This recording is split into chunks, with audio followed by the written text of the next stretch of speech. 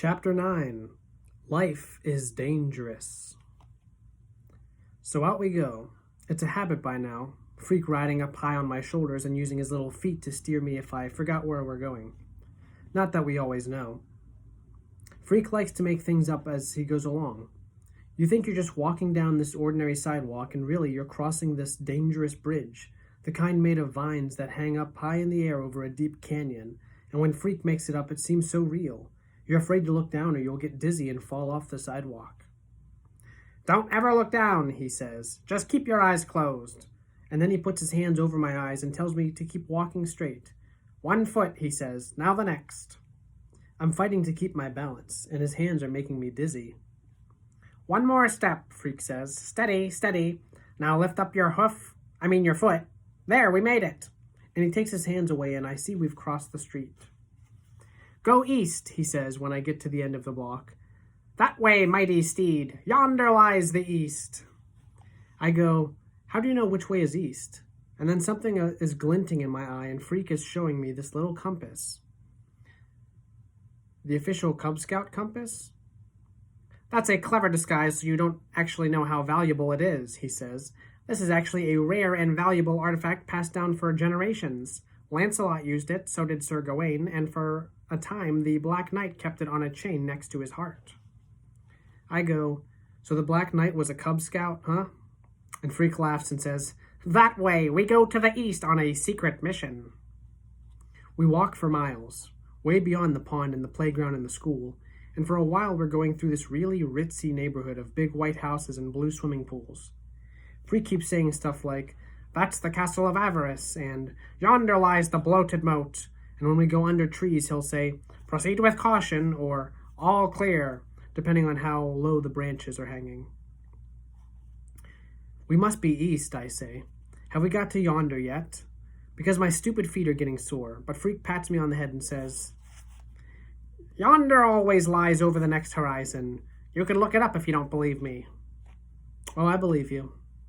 On and on, block after block, through all these neighborhoods that Freak says are really secret kingdoms.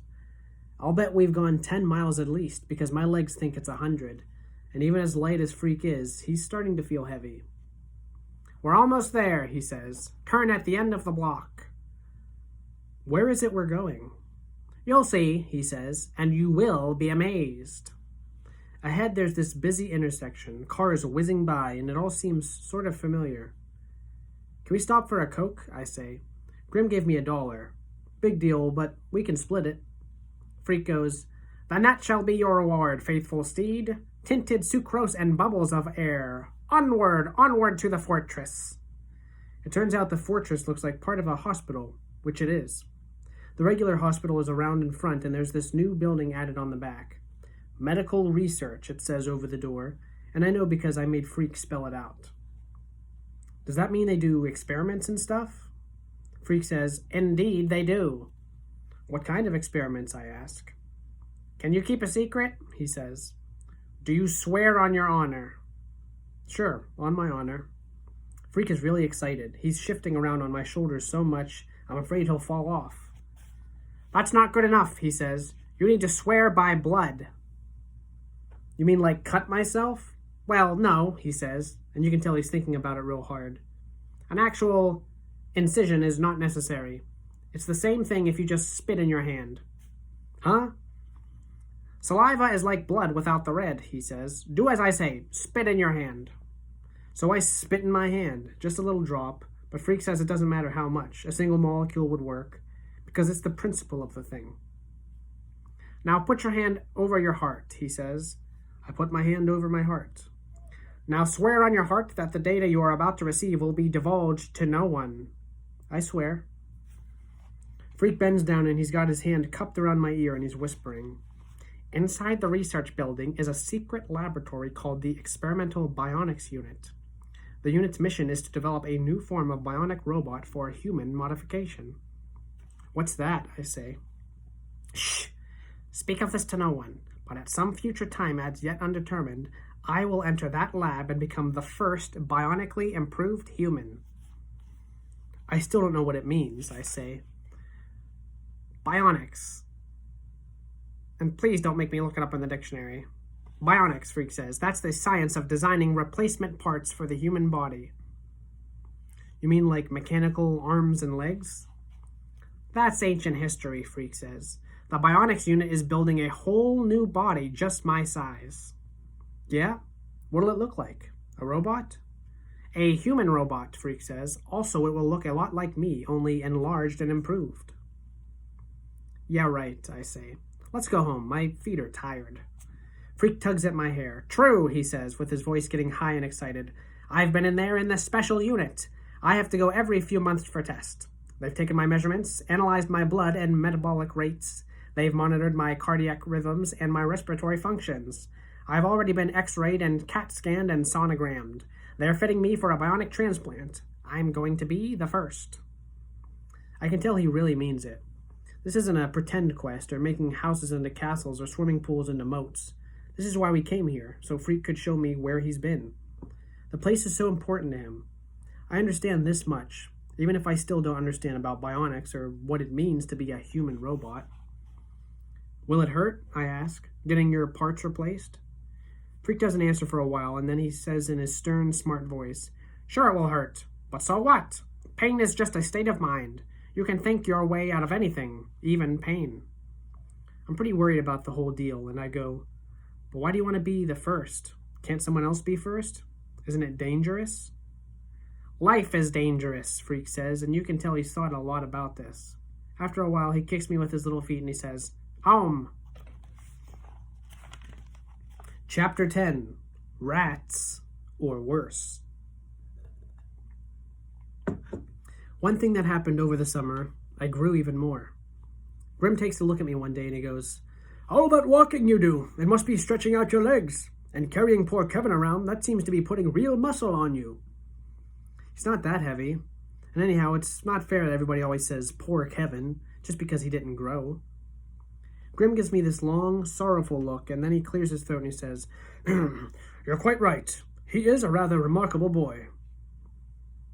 He's memorized almost the whole dictionary. You can ask him anything and he knows what it means. You don't say, Grim says, and he has this smug look like maybe Freak is lying and a total goon like me would never get it. And I want to tell him he's wrong about Freak and the dictionary, but instead I just shut my face and go down under. Grim, he's okay sometimes. Like when Tony D chased us into the pond, but most of the time he thinks he knows everything, which he doesn't. And if you don't believe me, look under Grim in the dictionary. It sure doesn't say, a smart grown-up. No way. So I'm hanging out down under, listening to some of my thrash tapes on the fake Walkman I got last Christmas, when Freak pops up on the side of my bed. Because of the headphones and the volume being pumped up to the mega decibel, I never hear him come in. He's just suddenly there. Like, whoa! And I'll bet I jumped about a foot. Freak rolls his eyes and he goes, Ah, music! How it calms the savage beast. How'd you get here? Would you believe teleportation? No? Then I came down through the bulkhead door like always. And like always, I have a quest in mind. Right away I go, my feet hurt. We don't have to leave the neighborhood. Cool. What kind of quest is this? Freak grins.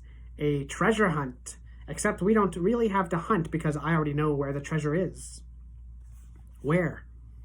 Underground, he says. Specifically, in the sewer. Yeah, right, I say, and I sit back down on the bed. Freak is looking at me sideways, and I can tell he's not telling me everything, which he almost never does, not all at once. Truth, he says. The treasure is hidden in a storm drain. This has been confirmed by visual observation. Treasure in a storm drain? You mean like gold and diamonds kind of stuff? Possibly, he says, acting mysterious. Anything is possible. The deal is we have to wait until night, so no one can see us messing with the storm drain. Not just night, Freak says. We need to do it at exactly 3 in the morning. Optimum darkness occurs at 0300 hours, he says, looking at the new watch his mom gave him, the kind that tells you what time it is in Tokyo, just in case you're wondering. We must dress in black and cover our faces with soot. For the next couple of hours, we try to find soot, but it turns out you need a fireplace for soot, or at least a chimney. So Freak finally decides that my idea about using regular dirt will have to do. I've got black dungarees, I say, but no black shirts. Can I just wear a dirty shirt? Freak makes a face and says, What a disgusting idea. Don't worry about the shirt. I'll get you one. Can you manage black socks? You ever notice how long it takes for things to happen when you know they're supposed to happen? My fake Walkman has a built-in alarm, and I set it for 2 in the morning and wear the headphones to bed. But before you can wake up, you have to fall asleep. And I never do fall asleep, because I keep waiting for the alarm to go off, which is, I know, typical butthead behavior. I'm lying awake in the dark on a hot summer night, and I'm thinking, treasure in the sewer. What kind of quest is this, huh? Is Freak completely making this up, or what? Meanwhile, there's this cricket making this creaky cricket noise that normally is okay, except when you're trying to fall asleep, then it's not okay. And you want a big can of Raid, send it to Disney World or Insect Heaven or whatever it is that dead crickets go. Question.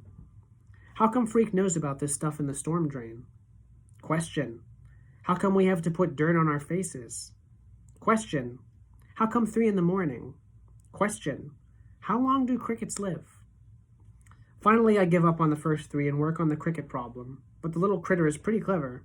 It stops cricketing whenever I get too close, and I never do find it and squash it with my shoe, which I swear I am ready to do, even if crickets are supposed to be harmless. And then after almost forever, it gets to be 2:30, and I figure that's close enough. I'll go up and wait under Freak's window like I promised. There's no moon, the sky is dark and empty, and the backyards are so lonesome it feels creepy and exciting. The truth is, I've never been out alone at this time of night. I only fall down a couple of times, which isn't bad considering how hard it is to see. When I get to Freak's bedroom window, he's waiting for me. You sound like a car wreck, he says. Here, you better put on this shirt so you don't glow in the dark. Out of the window, he hands me this silly-feeling shirt. Hey, wait a minute. This is your mom's blouse. It's black, he says. That's what counts. The camouflage factor. Forget it, I say, and I give him back the Fair Gwen's blouse. Freak sighs. Okay, he says. Roll around on the ground and darken yourself. That's easy, and better than wearing some dumb blouse.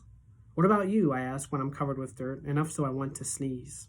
Freak goes, Beware the Force, Earthling, and he stands up in the window, and I can see he's got a Darth Vader costume on, except he's not wearing the mask part. He opens the window all the way, and I lift him out and put him on my shoulders. He goes, Pledge to me your fealty, and I say, Huh? And he says, Never mind, there's no time to look up fealty. Just promise me you'll do what I say. I promise. Go to the end of the block, he orders. Attempt to conceal us in the shadows. That's easy, because the street is one big shadow. It's so dark I can hardly see my feet, or maybe I got some dirt in my eyes, but the point is no one can see us because there's no one to see us. You never know anybody lived here, let alone a whole block full of people. It's like we're on an empty planet or something. Was the real Darth Vader as tall as this? Freak asks, from where he's riding high up on my shoulders. I thought it was just a movie. You know what I mean. What's that? That is a cat that runs out from under my feet, so out of nowhere, suddenly, that my heart goes wham. Was it a black cat? Freak wants to know. Too dark to tell, I say. Are we almost there? Finally, I figure out it's hard to see because the Darth Vader cape is hanging in my eyes. But by then, we're at the end of the block, and the storm drain is right there by the curb. See if you can pull it open, Freak says. He's standing with his arms folded, and the expression on his face, well, he really does look like a pint-sized Darth Vader. I hook my hands in the storm drain grate, and I give it a heave, but nothing happens. I can't budge it. Try again, he says with his arms folded, like he's Lord of the Universe. I try again, and it's like the grate is superglued or something. No way I can pull it up. Freak is tugging at my leg, and he goes, Option 2 is now in effect. He reaches inside his little cape. Out comes a flashlight, one of those small kinds that look like a cigarette lighter, and also a spool of kite string. I devised a special retrieval device, Freak says. Looks like a bent paper clip on a string, I say, and Freak tells me to shut up and follow orders. You hold the string, he says, and then he gets down on his knees and he shines the little flashlight through the grate. Can you see it? He asks. Can you? I look, but it's hard to see anything, and it smells like something died in the storm drain, which, come to think of it, it probably did. Rats or worse.